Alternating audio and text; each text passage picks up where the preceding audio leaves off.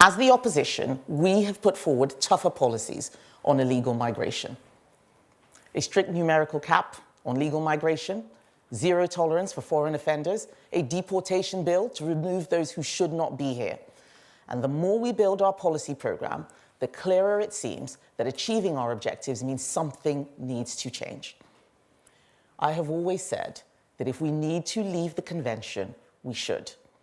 And having now considered the question closely, I do believe that we will likely need to leave, because I am yet to see a clear and coherent way to fix this within our current legal structures. But I won't commit my party to leaving the ECHR or other treaties without a clear plan to do so and without a full understanding of all the consequences. We saw that holding a referendum without a plan to get Brexit done led to years of wrangling and endless arguments until we got it sorted in 2019. We cannot go through that again. I want us to fully understand and debate what the unintended consequences of that decision might be and understand what issues will still remain unresolved even if we leave. It is very important for our country that we get this right. We must look before we leap. We must be sure of our footing and sure of where we will land.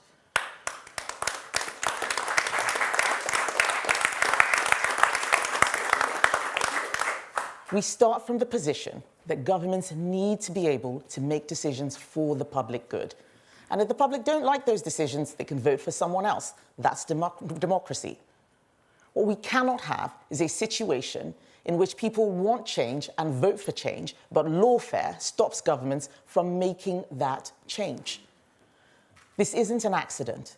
It's 30 years of accepting a legal system re-engineered by Tony Blair, and it's reached a peak under this Labour government. Lawfare is also creating stupid decisions. Only a government led by a human rights lawyer as the Prime Minister could give away British territory in the Chagos Islands, pay £30 billion for the privilege, and try to argue it's a great victory. How did we get in this mess? Bad laws passed in a rush, a legal culture that's become more interested in political activism than public interest. Charities and NGOs, who are often largely funded by taxpayers, suing the government to get outcomes they could never secure at the ballot box. Judges applying laws which politicians used to put nice-sounding targets into legislation, resulting in decisions that prevent those same governments delivering what they were elected to do. And in some cases, there are judges on immigration tribunals who appear, from public remarks they have made and from other work they engage in, to have personal views which make them seem not impartial. This whole system needs change. In October, I said ministers needed to be able to make decisions that aren't endlessly challenged. If the law says that the government can't deport a foreign national child abuser, then the law is an ass. And it's time for politicians to change it. The rule of law is precious for Conservatives, and that's why I'm so determined to defend it, not see it abused or distorted through legal activism. Britain has the best legal system in the world. People around the world trust our courts because of the quality of our judges, and that's why it's all the more important that the impartiality of every British judge is beyond reproach. I've seen endless cases of the worst types of criminals, rapists, murderers, paedophiles, allowed to stay in Britain, deportation flights blocked with the support of the current Prime Minister. Human rights laws reinterpreted in exactly the opposite way intended by those who originally wrote them. But it's one thing to see those who break rules rewarded. It's another thing to see those who do the right thing punished. And I'm talking about veterans repeatedly harassed through the courts while terrorists walk free and use courts, those same courts, to sue the government. Under a future Conservative government, this will stop. We are going to fix this. Just before VE Day, I met a group of Chelsea pensioners. They talked about their former colleagues having to give evidence in old age and having to recall in minute detail events that happened 40 years before or risk prison. Morale is suffering, and recruitment and retention are getting harder, just as we need to rebuild our military strength. And it's not just veterans, soldiers on operations face legal challenge too. We cannot run the risk of our troops fighting a war with one hand tied behind their backs. We are going to fix this.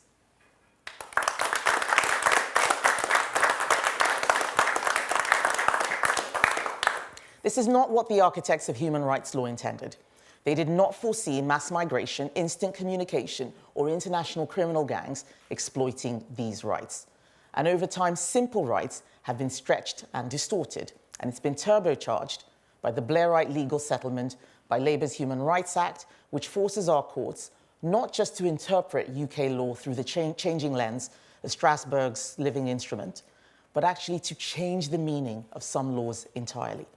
It is Labour's Equality Act that saw the preposterous situation of the Supreme Court having to explain to the government what a woman is. This is mission creep, plain and simple. Lawfare is putting our national security, our armed forces, and our sovereignty at risk. And that's why I'm launching the Lawfare Commission today. Its job is simple: to get to the bottom of what's going on and how we fix them with credible replacements. We are going to have a plan for all the lawfare we believe is holding our country back, whether it's the Aarhus Convention or judicial review. But the first question has to be on the ECHR and setting out a path to get us out if that's what we decide to do. We are asking the hard questions that others won't. We are getting the legal detail right. We're thinking about the consequences for all parts of our United Kingdom and how to protect all our human rights, because that is what a serious party does. It would be absolutely unforgivable for a political party to say they're going to leave the ECHR and then after find that the boats don't stop because they hadn't thought about other treaties in play, like the European Convention Against Trafficking, the Palermo Convention, or something else. Although my whole shadow cabinet will be involved, these are legal questions. So I've asked Lord Wolfson KC and the Shadow Attorney General and Helen Grant, the Shadow Solicitor General, to lead this work. They will be joined by some of the sharpest legal minds in the country. They will work fast, they will be forensic, because lawfare is bad for our security and it is bad for our prosperity. So I've set 5 simple tests. These are the things that a Conservative government must be able to do. 1, the deportation test. Can we take back control of our asylum system so Parliament, not international courts, decides who comes here and who stays? Can we lawfully remove foreign criminals and illegal immigrants to their home country or elsewhere, even if they have family here or claim that they would be at risk if sent home? 2, the veterans test. Can we stop our veterans being endlessly pursued by vexatious legal attacks? And can we make sure our military can fight a future war without one hand tied behind their backs? 3, the fairness test. Can we put British citizens first when it comes to social housing and public services? Because we believe that charity begins at home and those who have paid in should come first, especially when resources are limited. 4, the justice test. Can we make sure prison sentences actually reflect Parliament's intentions? Can we stop the disruptive protests which block roads and emergency services without being told it's disproportionate? And finally, 5, the prosperity test. Can we prevent courts pretending that action on climate change is a human right? How can we make sure we prevent endless legal challenges for our infrastructure projects so that we can actually get things built and control our own planning system? These are not Nazi demands, as Lord Herman might claim. They are basic tests of whether we are still a sovereign nation able to make our own laws and govern ourselves. If the Lawfare Commission makes clear that these tests cannot be passed under the current system, then the system must change. If international treaties, including the European Convention, block us and there is no realistic prospects of changing them, then we leave. No hesitation, no apology. But because it is clear that the ECHR is a major issue, I'm not asking Lord Wolfson if we should leave. That's a political, not a legal question. I'm asking him to set out how we would leave and to consider what the unintended consequences might be, not least in Northern Ireland. If we decide to go down this route, we must do so knowingly. At Conservative Party conference, we will report back on our conclusions. And there will be more to come. Britain is in the grip of two political crises. Two political crises, pardon me. A political crisis and an economic crisis. Today, I have focused on the political crisis we face. It is one of legitimacy, of control, of believing that when we vote, it means something, that we are in charge of our destiny.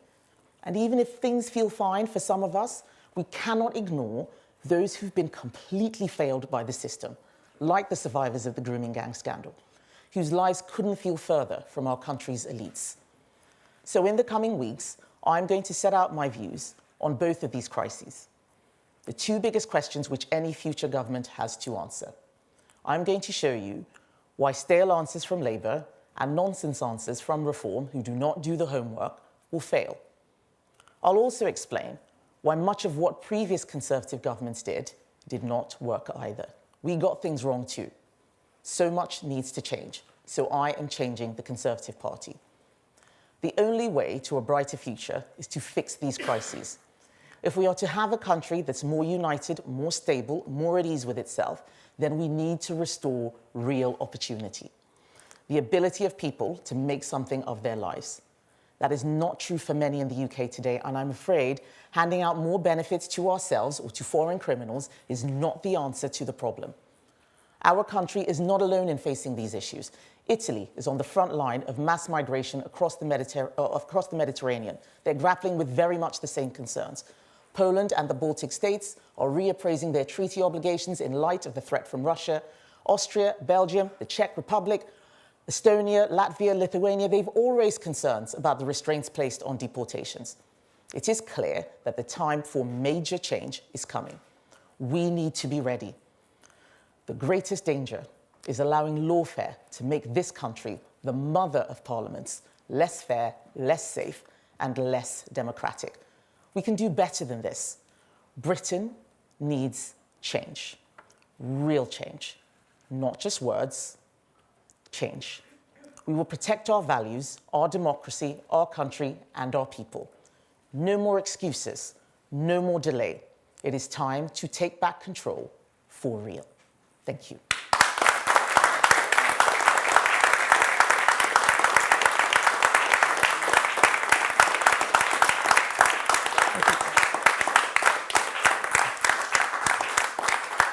So I know I have some questions now from the media and the audience. Amy Lewis from ITV first, please.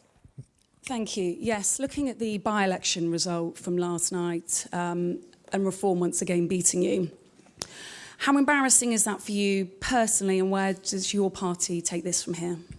Lark Hall is not the place where the Conservative Party fight back starts. What is interesting is how Reform is causing problems for all parties. We live in a very competitive political environment, and we have made it very clear that the situation has changed and we have to be different, and that is what my job is right now, to change the Conservative Party to make sure we can fight in an era of multi-party politics. Tamara Cohen, Sky News. Tamara Cohen, Sky News. You say you're changing the Conservative Party, but Nigel Farage's party are doing better at the local elections in England. They did better in Scotland, and the public now regard him as more likely than you to be the next Prime Minister. Do you worry it's too late to change the Conservative Party, and how long do you give yourself to turn things around? Tamara, if there was an election next week, I think the question you asked would be valid. But as I said in my speech, we have 4 more years of Labour. 4 more years of Labour. What's our country going to look like then?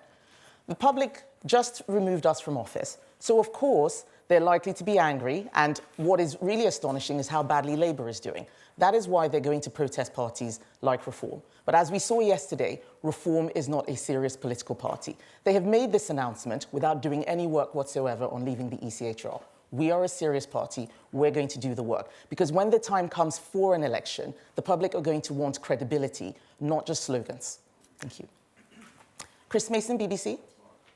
Thank you. Chris Mason, BBC News. Kemi Badenoch, I'm trying to unpick precisely what you mean by what you're saying this morning. To be clear, are you saying that, dependent on the outcome of the review, the commission that will be underway, you might actually come back in the autumn and say, you know what, actually, we've got to stay in the European Convention on Human Rights? Well, this is why I said I'm asking a legal question, not a political question. That's what those 5 tests are. There were many times over the last couple of years, especially with the Rwanda plan, looking for a deterrent, where multiple legal arguments were made. But as leader of the Conservative Party, almost every shadow minister of mine has brought the ECHR as a problem for them fulfilling their portfolio areas. So we have effectively hired Lord Wolfson to be our lawyer and set out what it is that we need to do. And we will say more at party conference on what exactly the plans are going to be. But what I'm not going to do is just rush out with an announcement and say, we're leaving, when I know that all of the work has not been completed. We have started doing some work and some thinking, which is why we have come to this point. And that's why I'm setting out exactly how we're going to do this. We want to take the public with us. There are many people who hear this argument and think we don't want human rights. That's absolutely not the case. What we want is a functioning legal system and a country that has a rule of law that everyone else in the world looks up to as a shining light. Catherine Forster. Thank you, Catherine Forster, GB News. Isn't this all much too little, much too late? The public seem to be listening to Nigel Farage. They seem also to be listening to Robert Jenrick. They don't really seem to be listening to you, though, do they? I disagree, Catherine. How can it be too little, too late? We are not in government. The Labour Party is in government. They're not doing this. Just last week, you heard what Lord Hermer was saying. We're going to have 4 more years of that.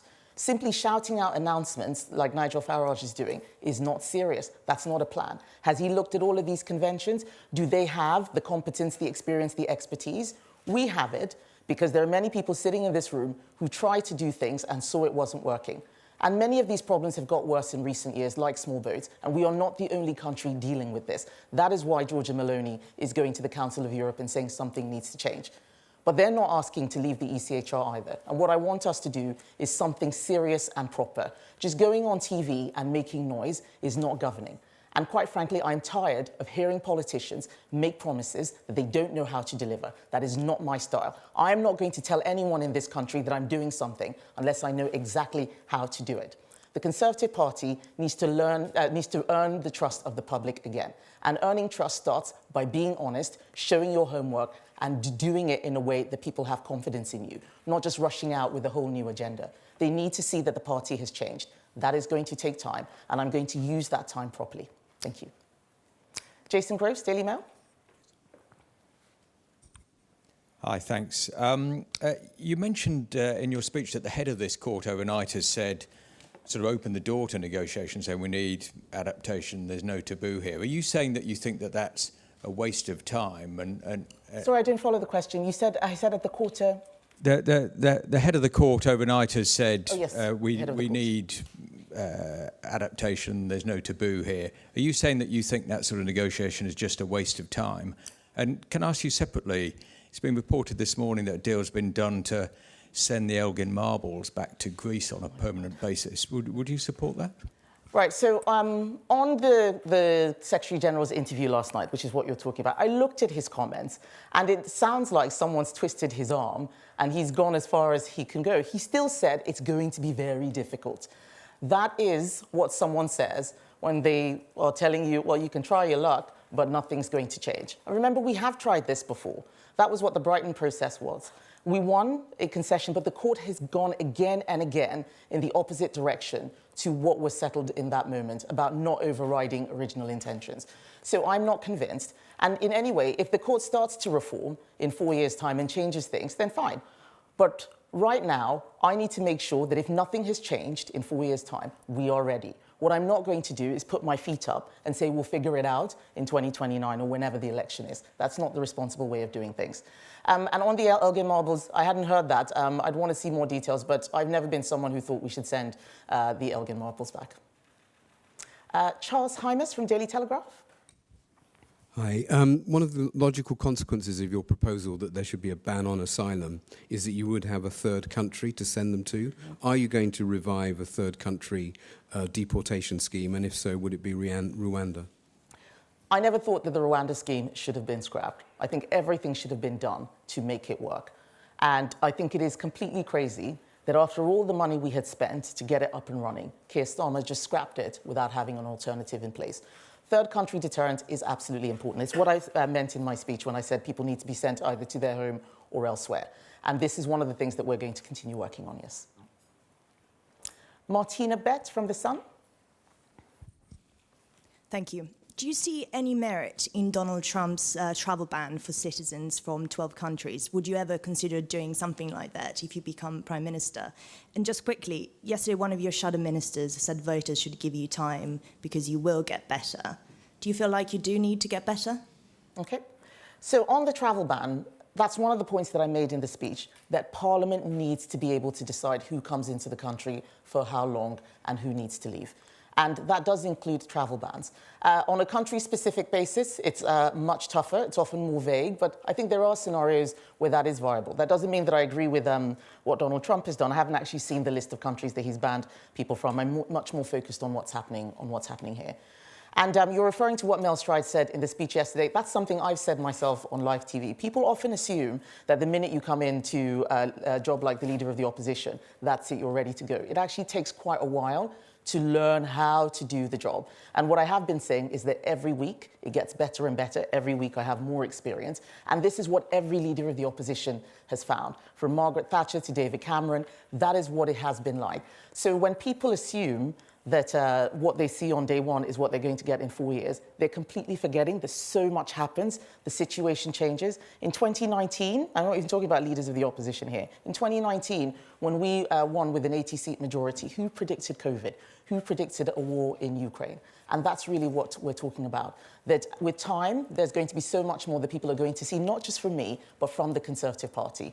But everyone knows that we were down at the last election, but we're not out. We've just got a lot of work to do to win back the trust of the public. Thank you.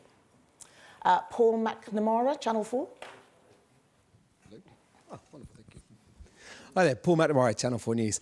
Look, it's 11 months since the election. You've been in post for 7 months.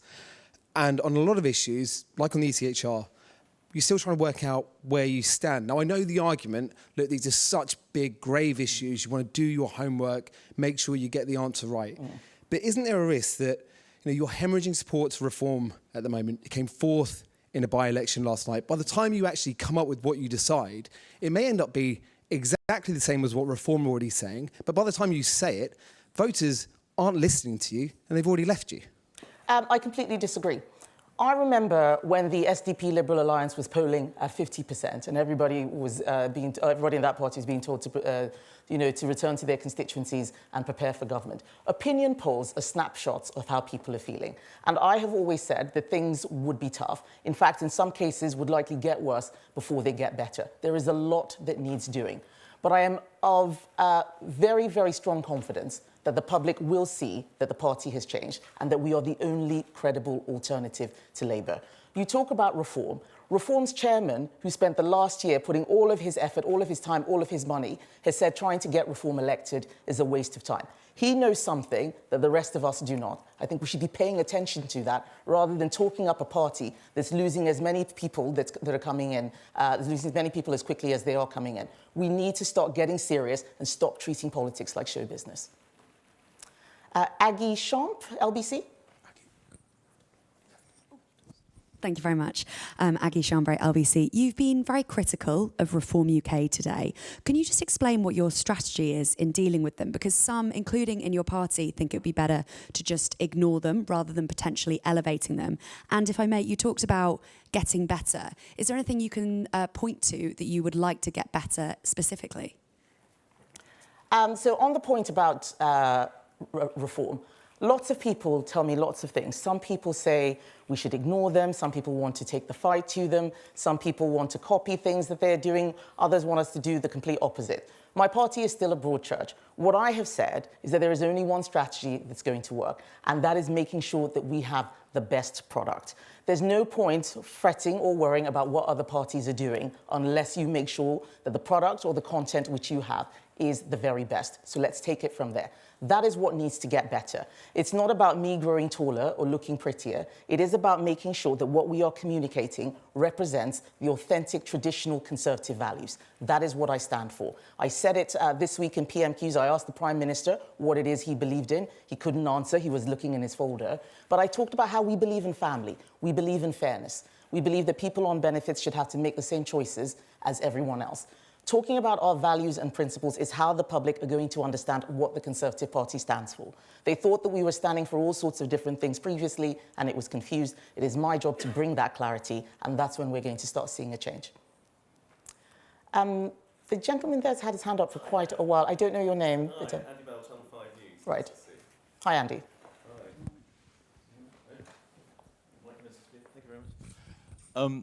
Thanks, Andy Bell, 5 News.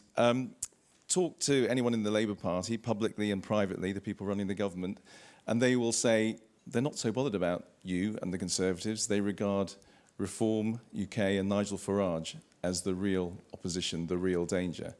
How does that make you feel? I laugh when they say that because I know it's nonsense. They would love to have Reform as the main challenger. They would love that. Reform is another left-wing party. They're arguing for the same things: nationalisation, two-child benefit cap. They would love to have a political fight like that. I don't pay any attention to what they say. I pay attention to what they do. Look at what we have done in getting them to reverse the winter fuel payments. Time and time again, when I asked that question at PMQs, people said, why is she asking this question? Now we've got a U-turn. They've made a whole mess on education. They're losing teachers. Their jobs tax has increased costs for so many businesses. They are closing down. They are ruining our economy. We are the economically credible party. Of course, they don't want to face us. So I laugh because what they're trying to do is talk this situation into existence. Labour is going to be facing the Conservative Party at the next election, and we're going to get them out. And there's a final question from Matthew Saville from RUSI, Director of Military Sciences. Yes, yes indeed. So the Conservative Party position seems to be that the Strategic Defence Review doesn't go far enough, fast enough. Yeah. What is it that you think should be prioritised, and what would you cut elsewhere in defence or sacrifice in terms of wider government spending in order to afford it? Right. So the SDR unravelled, in my view, because the government doesn't have a plan to pay for the 3%. They need to get a plan to pay for the 3%. That means a huge focus on the economy. It means making difficult decisions on welfare, not expanding the welfare state. But in terms of our priorities, it's not just about money. It's also about pace. So we want to see a lot more focus on the near-term threat. We've got to fire our industrial base now. All of the visits that I've done, just looking at what's happening in terms of construction, we can't wait for the 2030s. You know, they're talking about maybe getting to 3% by 2034. In my view, that will be far too late. So just a lot more greater focus. So the key point is that so much of what was in the SDR is years away. It builds on some of the things that we did, AUKUS, for example, some of that Pacific tilt. But when you look at the detail, what Labour is talking about is, you know, smoke and mirrors. There's a bit of sleight of hand in terms of how they're presenting those numbers. There's a reason why a lot of the defence and former defence chiefs have come out to criticise it. And that's what we need to get focused on. How do we really tool up our military for the threats today, not hope that we can get there in 10 years' time?